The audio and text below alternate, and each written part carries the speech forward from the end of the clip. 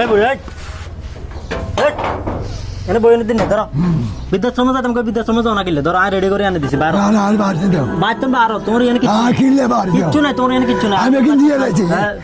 আমি কিন্তু দিয়ে লাইছো শেষ শেষ কিচ্ছু তোর নামে নাই এনে তাই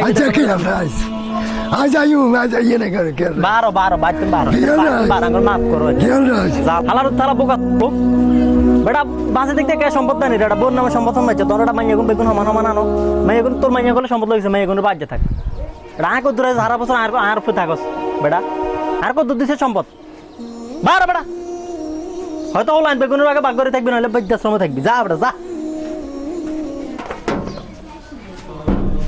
কেউ দাদা কোনায় যাও জিয়ার মানে কেয়া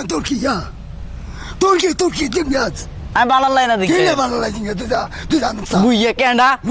করতে আছে না কিও দাদা ব্যাগ টেকলে কোনায় যাও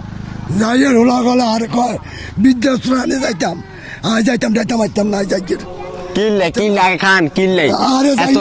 হ্যাঁ আরে যাইয়ের জায়গা জমি কিনকে আরাম নেই তো দাদির নামে মানে একে দিয়ে লাইছি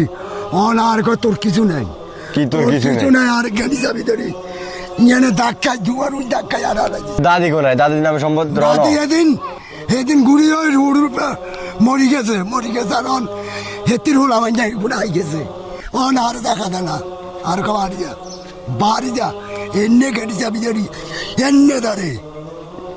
আই কিরুম আচ্ছা আই অন যাইয়ের বাড়ি আই দেনা আহারে মানুষ নিজের সম্পত্তি থাকবে সত্ত্বেও